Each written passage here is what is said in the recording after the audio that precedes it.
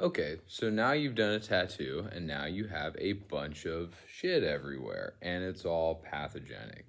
Really scary, huh? Well, there's a really easy way to go about this.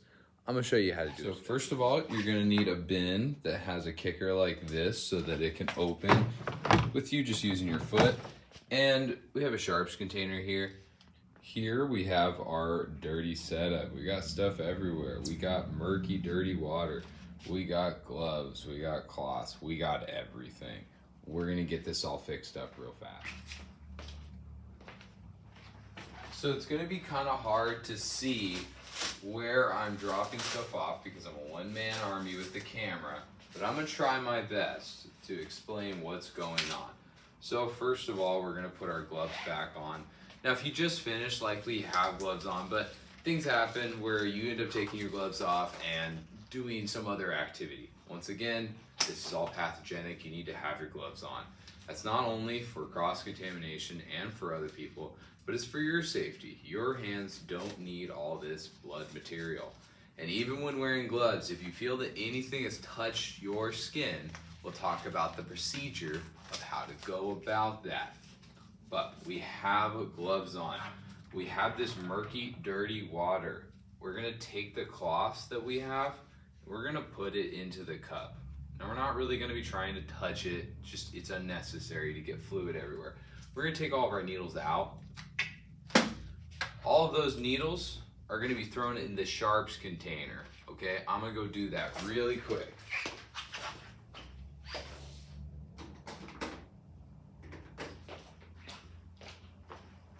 Okay, those needles are now in the sharps container. I have a machine right here. I'm gonna find where the grip tape started and I'm gonna grab it and start unraveling it. Once again, with gloves. None of this should be done without gloves. Put the grip tape back on the setup. Grab the clip cover bag without touching the machine, and I'm gonna pinch it up until that's what I'm holding. I'm gonna find my surface that I had tattooed on, the clean part actually, and I'm gonna drop that machine onto it. The bag's gonna go there. The part in which I actually tattooed on, I'm gonna take that surface while carefully not touching the surface, and I'm gonna put that onto the setup. Same thing with the water bottle. I'm gonna unwrap it, watching carefully that I don't touch the water bottle. There is a way to go about it. If you feel that you touch something unnecessarily, just do. I'll explain it later. But I have not touched the object. I'm just gonna hold on to that and I'm gonna drop it onto my surface. So now everything that's on here is dirty materials and the needles have been disposed of in a sharps container. I'm gonna kind of pull it all together like that, watching for material to stay in this lapel here. Kick that out of the way. I'm gonna put this in the trash, okay? Now, I got dirty gloves on. What am I gonna do with those? I'm gonna grab the wrist, being careful not to touch my skin, pull the glove outward, and then with that same now clean hand, I'm gonna pull that corner, and I'm gonna create kind of one unit. I'm gonna throw that away. I'm gonna come back to my station. Okay, now what do? I'm gonna pull this close to me with my foot. Do as many things as you can with your foot that are in zones that are okay to work with. You know, play a little bit of soccer. We're gonna take our chemical Cavicide. Maticide works just fine. And we're gonna spray the surface of that. We're gonna spray the surface that we had tattooed on. And surfaces, you gotta go light, go everywhere. Later you're gonna wipe it. The actual bottle in the machine, try to saturate heavily. You want it sitting in a layer. You wanna point this Cavicide into where your cartridge goes into the machine. That's because that's where a lot of local issues can happen. So we're gonna do that.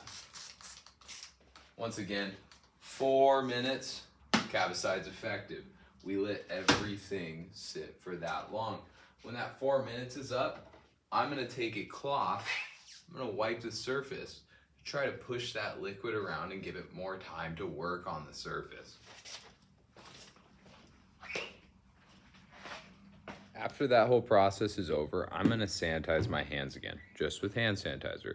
Anytime I touch any of these objects that have been matacided, it's also good to hand sanitize. It's not that it's all that dangerous because the maticide actually took the danger out of something, but it in itself is not great for your stomach. So go ahead and hand sanitize to get the maticide off if you feel that you're touching the maticide.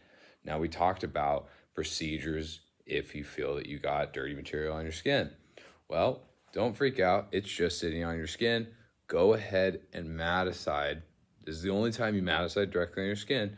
In that local area, let the maticide sit for 4 minutes. Maticide is not great on the skin, but you're preventing a much more serious potential pathogen sitting on you. When that maticide has sit on there for a little bit of time, go ahead and sanitize it off. Go ahead and use hand sanitizer to get it off, and you will have the peace of mind. On a much more serious note, if you ever feel that a pathogen is passed to you into your blood in some way or another, now it is quite hard to acquire a disease, right? But if you've been poked by a needle, you need to go to a hospital immediately. There are procedures in which they can do to help you and keep you from getting sick. It's more complicated than just it's done. You know what I mean? Same thing with viral infection orally. If you feel that for whatever reason, one of these fluids has entered an orifice of yours, meaning mouth, nose, eyes, ears, same thing. Go to a doctor. You let them know exactly what's going on. You go to emergency and you will be fine. You will not likely acquire the disease. You will likely get treatment. So that is really important. It's a little scary, but that is what's going on. It can be a little harrowing. I get, it's a lot of scary information packed into just this video, but this is the part where all those things matter. So that information needs to be out there. And I've stated in my descriptions of these videos, this does not replace an apprenticeship. This is for educational purposes. This is also not replace the education given by the state about bloodborne pathogens. You need to take your bloodborne pathogens classes. You need to be certified. There is more information to all of this. A lot of it, which I feel people don't read thoroughly. So do yourself a favor and read it thoroughly and understand how medicine works. If you understand it, you will be safe. You will be fine. But you have to understand it. Anyways, a little bit of a heavier one. Hope you guys have a great day. We're going to get back to having more fun. We've said a lot of the heavy stuff in this video, and I don't have to repeat myself because, like I said, it's not replacing an apprenticeship. So I don't feel the need to repeat any of the scary, serious aspects about this too many times. I'll just do it when I feel it's necessary. Okay, have a great day, guys.